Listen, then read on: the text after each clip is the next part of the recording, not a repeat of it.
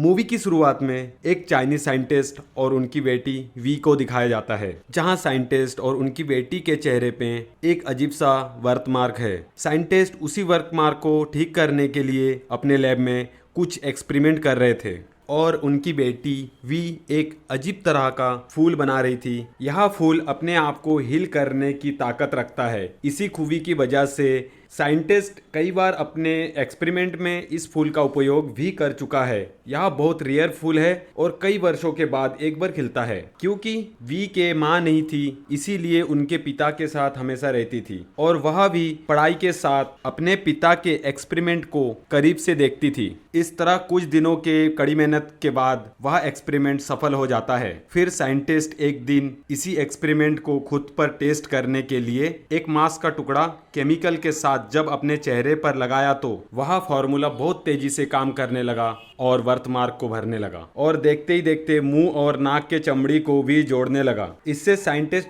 घबराकर चाकू से अपना मुंह काटकर खोलने की कोशिश करने लगा, पर उतना ही जल्दी वापस चमड़ी जुड़ जाता है। यह देखकर वी अपने पिता को बचाने के लिए चाकू से बार बार काटकर मुंह खोलने की कोशिश किया, पर फिर भी अपने पिता को बचाने में नाकाम रहा और साइंटिस्ट वहीं मर गया। फिर समय बीतता गया, वी धीरे धीरे बड़ी हो गई और वह पढ़ाई के साथ अपने पिता का रिसर्च एक्सपेरिमेंट को जारी रखती है। कुछ दिनों के बाद वी को यूएसए के एक बड़ी सी यूनिवर्सिटी में स्कॉलरशिप मिल जाती है। वी अपने आगे की पढ़ाई और पिता के रिसर्च को पूरा करने के इरादे से यूएसए चली जाती है। फिर यूएसए में वी को एक आंटी उसे एयरपोर्ट में लेने के लिए आती है। फिर बात करते करते घर पहुंच जाती है। वहां गार्डन साफ करते हुए पड़ोसन टेरल को भी दिखाया जाता है और फिर घर के अंदर घुसते ही उनका पालतू कुत्ता भौंकने लगता है। साथ में आंटी की बेटी एंजिला आती है, जिसे देखकर लग रहा था कि वह वी को कुछ खास पसंद नहीं करती है, क्योंकि वी के आंटी काम और बिजनेस के चलते घर में कम और बाहर ज्यादा रहती है। इसीलिए वी और एंजिला दोनों ही घर में रहते हैं। वी अपने पिता को आइडल मानते हुए अपने रूम में एक छोटा सा मंदिर में अपने पिता का फोटो रखकर उनकी पूजा करती है। दूसरे दिन जब वी अपने कॉलेज की ओर जाती है तो रास्ते में एक बिगड़ा हुआ शक्ल का भिखारी मिलता है, जो वी को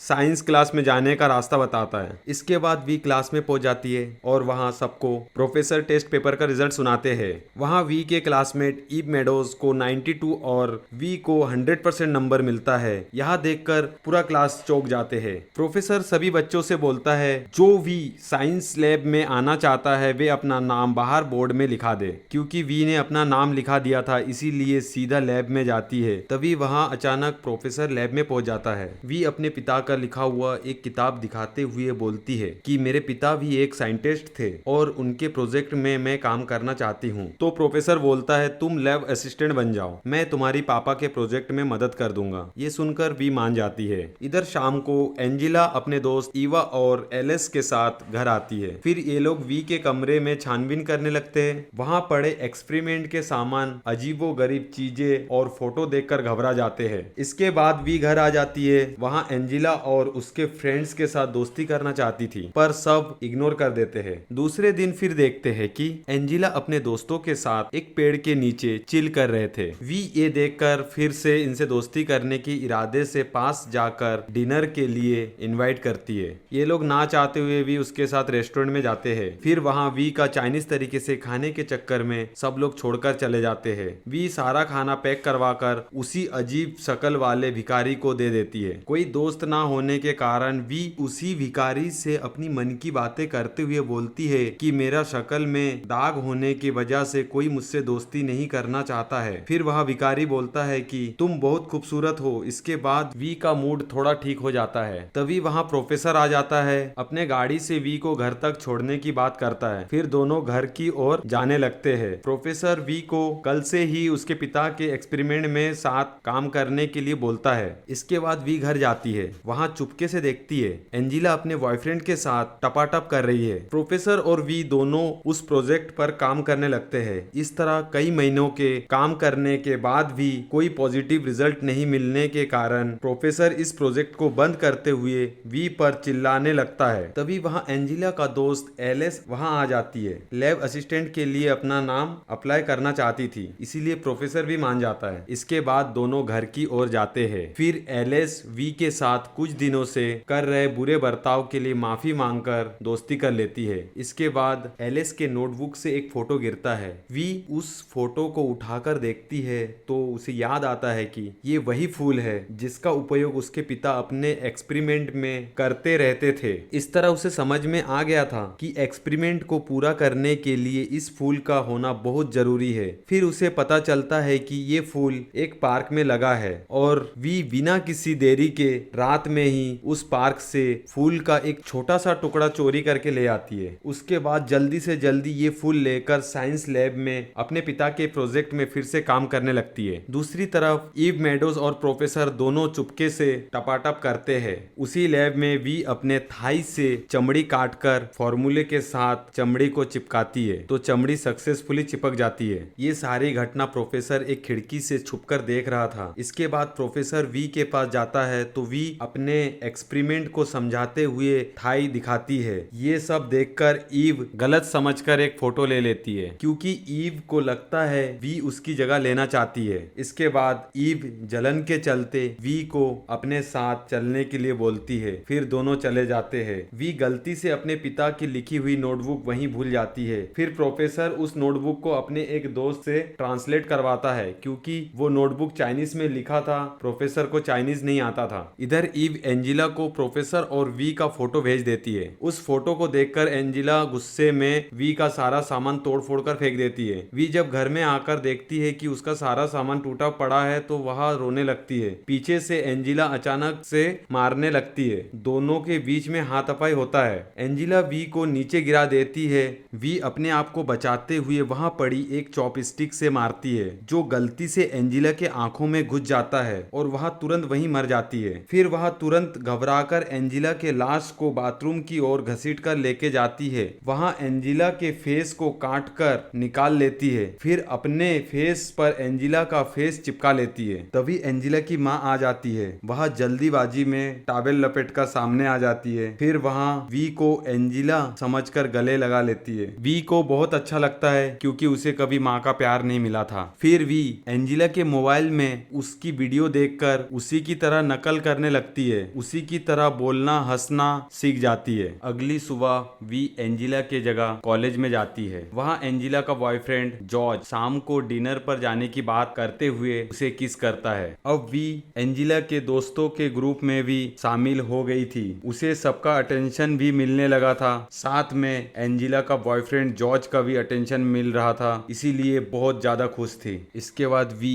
एंजिला के बॉयफ्रेंड जॉर्ज के साथ जंगल में चटाई बिछाकर टपाटप करने लगता है। तभी एंजिला का चेहरा निकलकर जॉर्ज के ऊपर गिर जाता है। जॉर्ज जब एंजिला का चेहरा और वी का छिला हुआ चेहरा देखा तो डर के मारे बिना देखे पीछे हटने लगा। फिर अचानक पहाड़ी से नीचे गिरकर जॉर्ज की भी मौत हो जाता है। इससे वी समझ जाती है कि ये फॉर्मूला परमानेंट काम नहीं करता है। जल्दी से वी घर में जाकर अपने पिता के वो नोटबुक ढूंढने लगती है पर नहीं मिलता है। फिर वह प्रोफेसर को भी कॉल करती है पर वह कॉल रिसीव नहीं करता है। दोबारा वी एंजिला का फेस को उसी फॉर्मूला से चिपकाकर प्रोफेसर के लैब में जाती है। लैब में उस नोटबुक को बहुत ढूंढने की कोशिश करती है पर वह नोटबुक नहीं मिलता है। फिर प्रोफेसर को कॉल करने पर प्रोफेसर कॉल उठा लेता है और बोलता है तेरे पिता का नोटबुक और रिसर्च दोनों मेरे पास है, अब ये मेरा है। इसके बाद भी गुस्से से लैब में तोड़फोड़ करके वहां से जाने लगी तो बाहर ईव को देखा। वी एंजिला बनकर ईव के साथ जाने लगी। फिर वी ने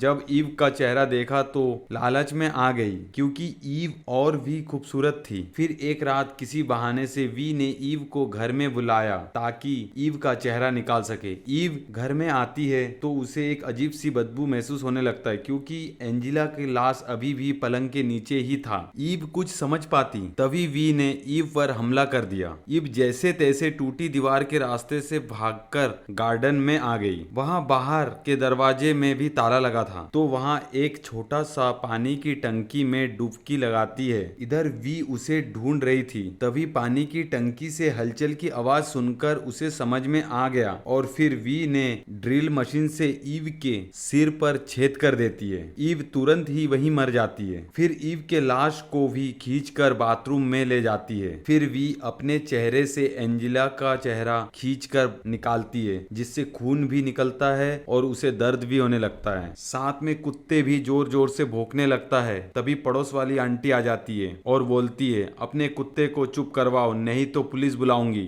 फिर उसी की तरह ईव का चेहरा अपने फेस पर लगा लेती है, बाल और कपड़े उसी की तरह पहन लेती है। इसके बाद ठीक उसी की तरह ईव का वीडियो देखकर उसकी नकल करने लगती है। फिर अगली सुबह दो पुलिस वाले एंजेला का बॉयफ्रेंड जॉर्ज का पता लगाने एंजेला से पूछताछ करने के लिए आते हैं, पर वी ने बोली एंजेला घर में नहीं है। ये बोलकर पुलिस वाले को भगा देती है। दूसरे दिन कॉलेज जाते टाइम जब उसे वही बदसूरत भिखारी दिखता है, पर इस बार उससे बात नहीं करती है क्योंकि उसे खूबसूरती का घमंड आ गया था। फिर वह कॉलेज जाती है तो सारे लोग अब पहले से और ज्यादा अटेंशन देने लगते हैं क्योंकि वी ईव की शक्ल में और भी खूबसूरत हो गई थी। दूसरी तरफ जैस्मिन ने वी को ईव समझकर एंजेला के बारे में पूछने लगी तो वी जैस्मिन को उल्टा डांट फटकार लगाकर चली गई। इसके बाद वी प्रोफेसर के घर नोटबुक लाने जाती है, पर प्रोफेसर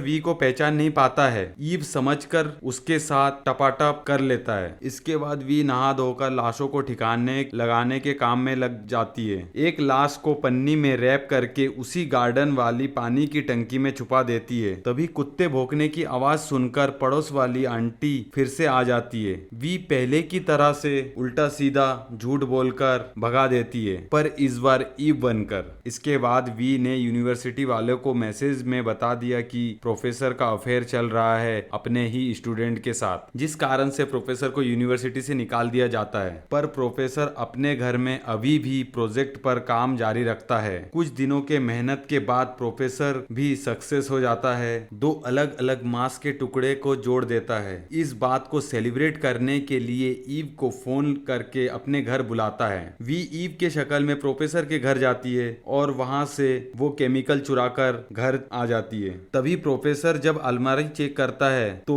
वहां केमिकल नहीं मिलता है। फिर प्रोफेसर को समझ में आ जाता है ये ईव नहीं वी है। इसके बाद वी घर पहुंचकर ईव का चेहरा ठीक उसी प्रकार से नोच कर निकालता है। तभी जास्मिन आ जाती है और वी से पूछती है कि ये ईव का ड्रेस क्यों पहनी हो। फिर वी थोड़ा नर्वस हो जाती है तो जास्मिन बिना किसी झिझक के वी को गले लगा लेती है। इस तरह बातों बातों में जास्मिन फ्रिज खोल लेती है। फिर क्या था, वी ना चाहते हुए भी पॉलीथीन रैपर से जास्मिन का फेस कवर करके मार देती है। इन सब के बाद प्रोफेसर वहां अपना फॉर्मूला वापस लेने के लिए आ जाता है। प्रोफेसर के पूछने पर ईव बताती है कि वो फॉर्मूला फ्रिज में है। जैसे ही प्रोफेसर ने फ्रिज खोला तो फ्रिज के अंदर कटा हुआ सर देखकर शॉक हो जाता है। जब तक कोई रिएक्शन करता तब तक वी बेहोशी का इंजेक्शन लगा देती है। इसके बाद प्रोफेसर को जब होश आता है तब तक वी प्रोफेसर को एक पलंग में हाथ और पैर बांधकर उसके बॉडी के सारे चमड़ी नोचने लगती है। जैसे ही प्रोफेसर को होश आया तो वह दर्द से तड़पने लगा। उसके बाद एक मांस का टुकड़ा लेकर प्रोफेसर के गले के पास लगा देती है। उसके बाद वी अपने पापा का रिसर्च वाले फॉर्मूला भी लगा देती है। प्रोफेसर की तेज आवाज पड़ोस वाली आंटी के घर तक जाता है। फिर धीरे धीरे वी के पिता की तरह प्रोफेसर का चेहरा चमड़ी से ढकने लगता है। प्रोफेसर के मुंह में एक स्ट्रॉ लगा देती है ताकि प्रोफेसर का सांसें चलती रहे। तब तक पड़ोस वाली आंटी घर आ जाती है और ये सारी घटना देखकर डर के मारे वहां से भाग जाती है और वह पुलिस को सूचना दे देती है। तभी तुरंत पुलिस वाले पहुंच जाते हैं और वी का पीछा करने लगते हैं। वी भागते भागते उसी बदसूरत भिखारी के चादर के अंदर जाकर छुप जाती है। तभी गलती से वो फॉर्मूला की शीशी पूरी तरह से टूटकर दोनों के ऊपर गिर जाता है। फिर वी और वो भिखारी दोनों के शरीर अजीब तरीके से जुड़ने लगता है। धीरे धीरे दोनों का शरीर एक हो जाता है। 3-4 आंखें, एक हाथ चेहरे पर चिपका हुआ बहुत ही डरावना शक्ल बन गया था। आखिरी में पुलिस वाले वी को बस ढूंढते ही रहते हैं और उनका कुत्ते का देखभाल पड़ोस वाली आंटी करती है। इसी के साथ यह मूवी यहीं समाप्त हो जाता है।